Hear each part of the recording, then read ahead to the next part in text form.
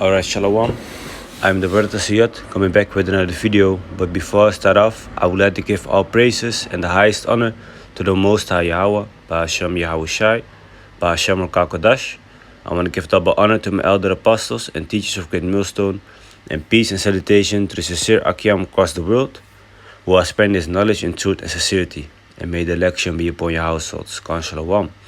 Yeah, so today I just want to make a quick video about when were humans created, okay? And why did people, not why, but people tend to think that Adam and Eve were the only two persons and the first two persons alive, which is not the case, okay? Because there was simultaneously both man and woman created, and that group of people was named Adam. But in that group of people named Adam, you also literally had a person with the name Adam. Okay, so it might sound a bit confusing. Now, the people were actually created from, if I calculated correct, year 4000 until 5000. And there was, like I said, man, a whole group of people created, both men and women. Now, when it says in Genesis chapter 2, verse 21 until 22, that the Most High took a rib from Adam and created a woman, it doesn't literally speak about the Most High taking a rib out of his body and making a woman. Okay, it was symbolically, meaning for a family, one of his family, because the woman was already created. So we're just gonna go into those things, and I hope this video will be edifying. So let's start off with Genesis chapter 1, verse 24. It says, and the power said, by the way, when it says God here, it was actually not the Most High himself that created all these things. It was the Most High that gave the assignment, gave the blueprint to the angels and to Yahushai, basically to the elect and to Yahushai to create everything that we see. Okay? Because when we go into the word God, it says in the Hebrew, which we read from right to left, it says Alahayam. Now, when you read it here, it says Elohim. Actually, it's Alahayam. Okay, if I'm saying it correct. Okay, when we go to the outline of biblical usage, it says plural, so meervoud like in the Dutch. Rulers, judges, divine ones, angels, gods, you see? Because the word God just means power, so don't get it twisted. There are not like multiple gods, like the God of love and whatnot. But, gods are like powers, angels. We are also called gods, to show that real quick, before you get something funny in your mind. Let's go to Psalms 82, verse 6. I have said, ye are gods, and all of you are the children of the Most High.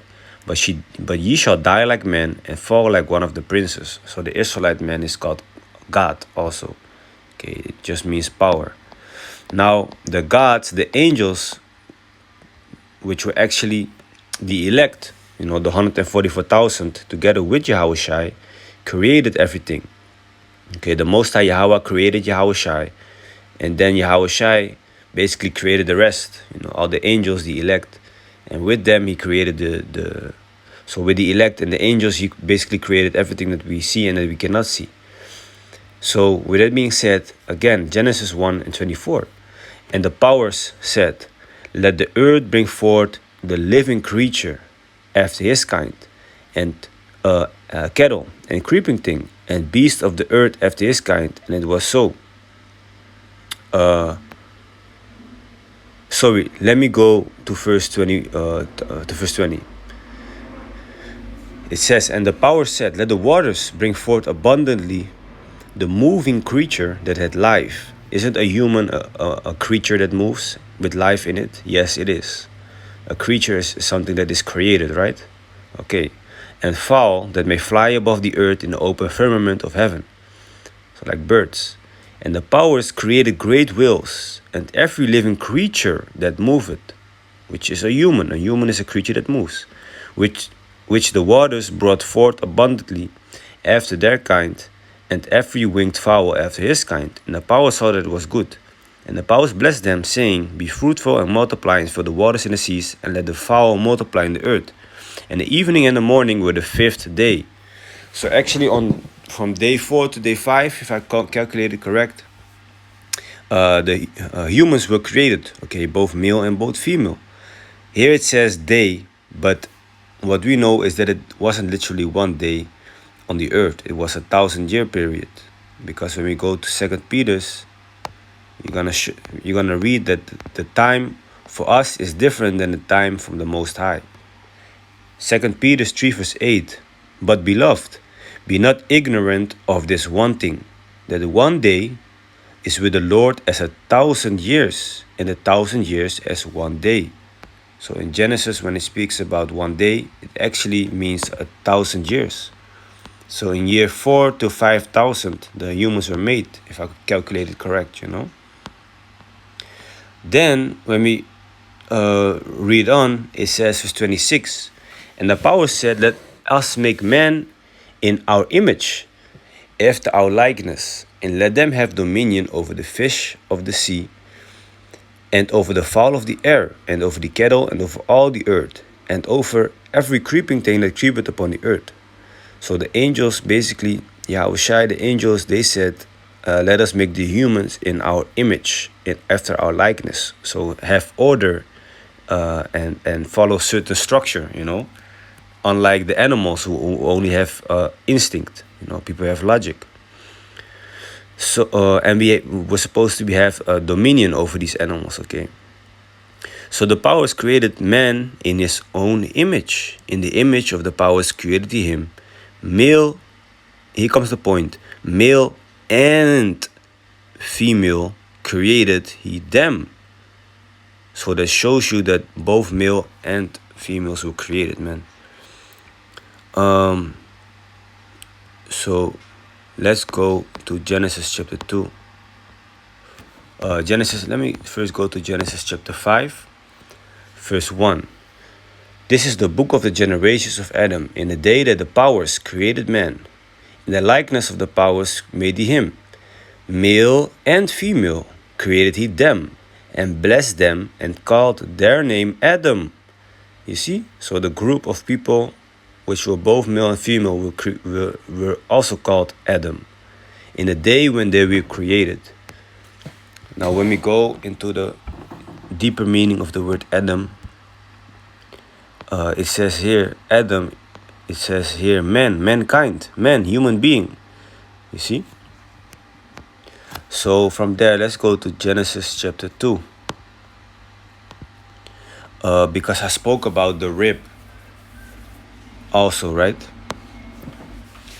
Well, Salakia, let me first explain to you why the humans were created in year 4,000 to 5,000. Because I spoke about creature. It says here, when we go back to verse 20, And the power said, Let the waters bring forth abundantly the moving creature that had life, which a human is also a creature that moves and it has life.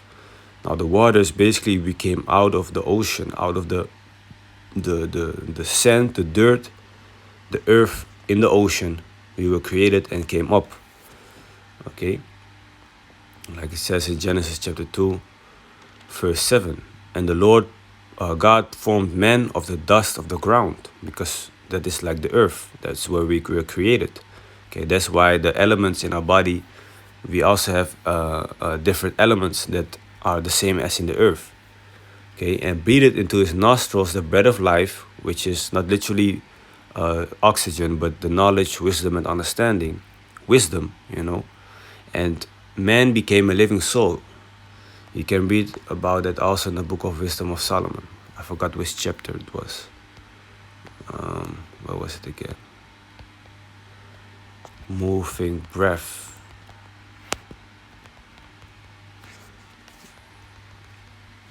Yeah, Wisdom of Solomon 2 and 2. For we... Oh, no, sorry. She is breath. Wisdom of Solomon 7, yes, verse 24. For wisdom is more moving than any motion. She passeth and goeth through all things by reason of her pureness, for she is the breath of the power of the Most High. What we just read here, verse 7, and breathed into his nostrils the breath of life. That is the wisdom, okay? And man became a living soul. It says here, for she is the breath of the power of the Most High, and the pure influence flowing from the glory of the Almighty. Therefore can no defiled thing fall into her. And it's not literally a woman, but it's made a comparison between with a woman. It's symbolically a woman, okay, not literally a woman. So, like I said in verse 7, and the Lord powers formed man of the dust of the ground, which is the earth. Okay, when we go back to Genesis 1 and verse 20, and the power said, let the waters bring forth abundantly the moving creature that had life, which is the human. So to show you that humans are creatures, there are also scriptures on that. Okay, we're gonna go to the book of Mark, chapter 16, verse 15. It says, and he said unto them, go ye into all the world, and preach the gospel to every creature. Okay, showing you, okay, wait a minute. So the gospel is being preached to every creature. So that means it's also speaking about humans. Okay, creature. And remember what is written in red in the Bible. That is what Yahushua himself said. Okay. Now, 2 Corinthians chapter 5, verse 15. It says, and that he died for all. Verse 17. Therefore, if any man be in Yahushua, he is a new creature. You see? A new creature. The word creature again. Speaking about people. All things are passed away. Behold, all things are become new. Yes, because you become new when you accept the way of the Most High Yahweh Bashem Yashai, and you leave off those other things that you have basically learned in this world, which are wicked. You know? So from there, let's go to Romans chapter 8, verse 20. For the creature was made subject to vanity, not willingly, but by reason of him who has subjected the same in hope. Because the creature itself also shall be delivered from the bondage of corruption into the glorious liberty of the children of the Most High. For we know that the whole creation groaneth and travaileth in pain together until now. Well, basically, verse 20, the creature was made subject to vanity. So we commit sin, but we oftentimes don't willingly sin. It's just our flesh, which is this body. It's like a prison, and it fights against our spirit. Okay. But by reason of him who had subjected the same in hope. So those were the scriptures to show you, like, wait a minute, so creatures is also human. And when you think about it, the word creature, it just means a creation. Isn't a human a creation? Yes, it is. So the last thing, I hope it is not going too fast, but the last one, I spoke about the rib. Genesis 2, verse 21. And the Lord powers caused a deep sleep to fall upon Adam. And the Lord God caused a deep sleep to fall upon Adam. And he slept, and he took one of his ribs and closed up the flesh instead thereof. So when you read it, you're really going to think like it's out of his body, literal flesh, but that is not the case, okay? Symbolically. And the rib, which the Lord power had taken from man, made he a woman, and brought her unto the man. And Adam said, this is now bone of my bones, and flesh of my flesh. She shall be called woman, because she was taken out of man. Now that literally just means that she was taken out of, she's family. Okay. Genesis 29, verse 14. And Laban said to him, surely thou art my bone and my flesh. It just means family, man. Okay, when we start at verse 12, it says, and Jacob told Rachel that he was her father's brother, and that he was Rebekah's son.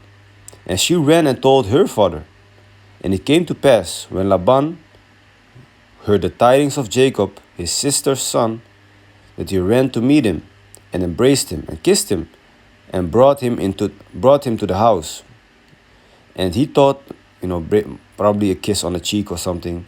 And he thought, or on the forehead, and he told Laban all these things. And Laban said to him, to Jacob, surely thou art my bone and my flesh. That is family, because when you read it, what you just read, you can clearly see that they are family. So it says here, surely thou art my bone and my flesh, just means they are family. Not literally taken out of his body from a rib and formed. Nah, man, that's nonsense. And he abode with him the space of a month. Okay. So basically, that is what is spoken of in Genesis 2. When it says, verse 23, and Adam said, this is now bone of my bones and flesh of my flesh. She shall be called woman, because she was taken out of man. Remember when we just read earlier, Genesis 5, verse 2, male and female created he them. They were both created at the same time. So with that, I hope it was edifying. Salakia if I went too fast with the explanation all over the place, but there were a lot of points that I wanted to bring out. So I want to give all praises and highest honor to the Most High Yahweh, Bashem Yahushai, Bashem Kakodash. I want to give double honor to my elder apostles and teachers of Great Millstone, and peace and salutation to the sincere Akiam across this world, who has spread his knowledge and truth and sincerity. And may the election be upon your households. Khan Shalom.